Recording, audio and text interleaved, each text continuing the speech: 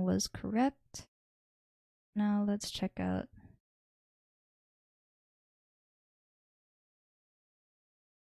question 8.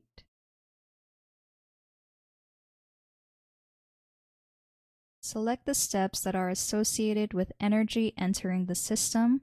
Check all that apply. A, the separation of solvent molecules, separation of solute molecules, or C, the mixing of solute and solvent molecules. Okay, so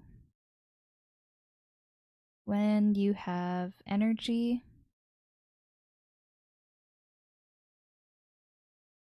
entering the system,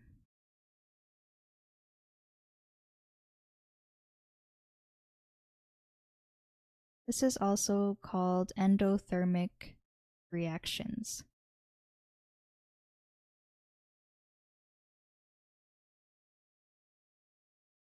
So let's look at A.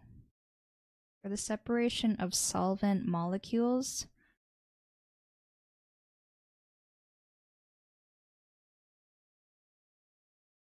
we do a different color.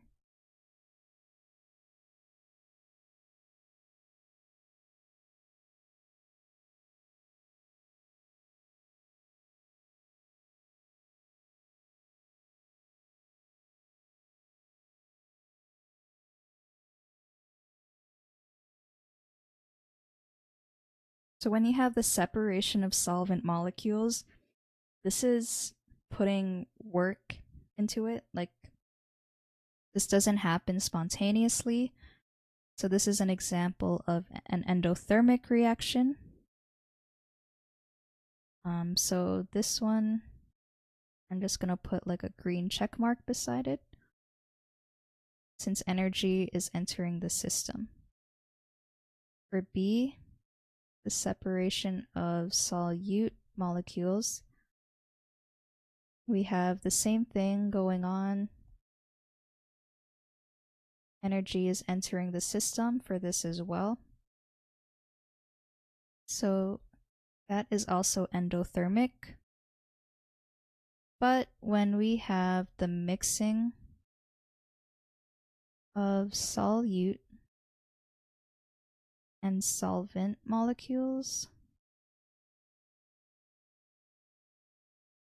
this is a spontaneous reaction, and heat is also released.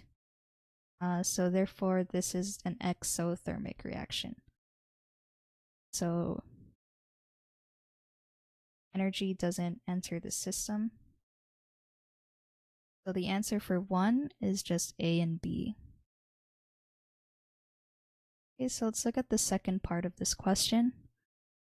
A student working in a laboratory experiment dissolves a hypothetical solute AB in water. The student observes that the flask becomes cold to the touch. Use the diagram, which I cannot see, to determine which of the following equations accurately shows the relationship between the magnitude of the enthalpy values for each step in the dissolution of AB in water. Okay, so they gave us a lot of hints in this question. So when the flask is cold,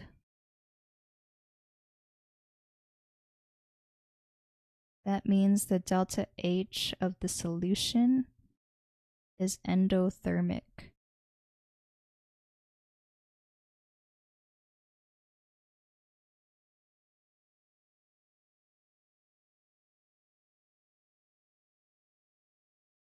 Okay, so I'm assuming that H1 and H2 are just the reactants. So let's say delta H1 and delta H2 are our reactants.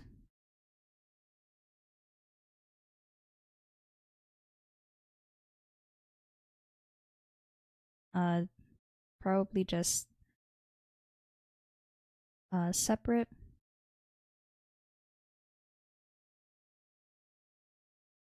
But the delta H3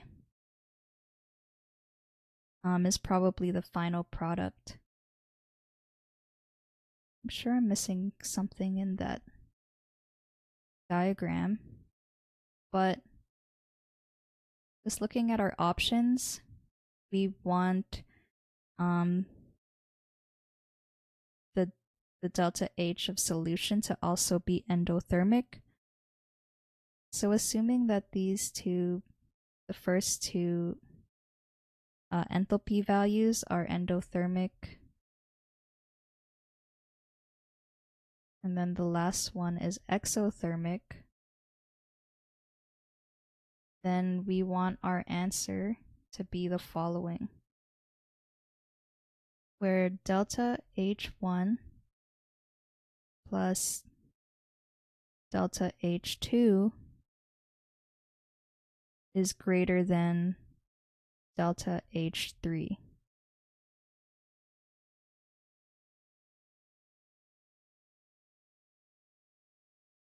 Let's look at C.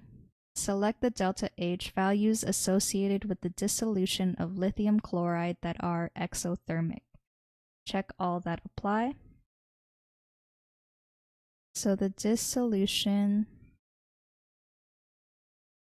of lithium chloride releases energy. So we know that because it is an exothermic reaction.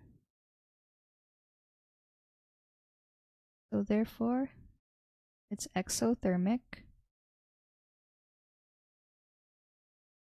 So we know that it's not A because energy is released.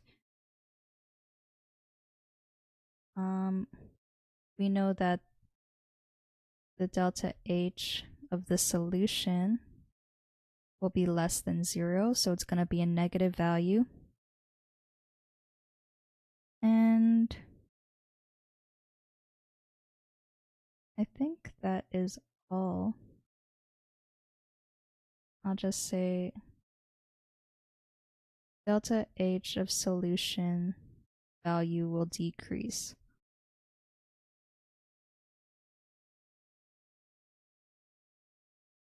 Okay, so let's check out the answer from our junior tutor. Okay, a lot of theory involved. There are 3 steps in the formation of solution. So they have the delta H of the solute, delta H of the solvent, and then mixing the solute particles with the solvent particles, you get delta H mix. So then they wrote out delta H of the solution is equal to delta H of the solute plus the solvent plus the mixture. Out of the first 3 steps, the first 2 are endothermic, as energy is always needed to separate, whereas step 3 is exothermic. So they also got that A and B are associated with energy entering the system. From the diagram, okay, so I was right in assuming that delta H1 and delta H2 are endothermic, and delta H3 is exothermic, but the sum of delta H1 and 2 is greater than delta H3.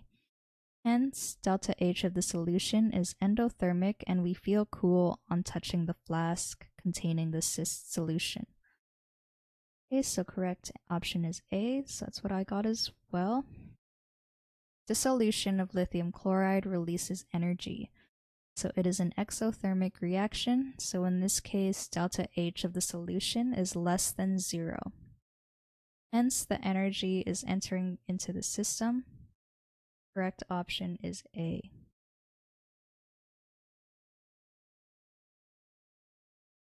Okay, I'll also add that the delta H solution value will decrease for that last part.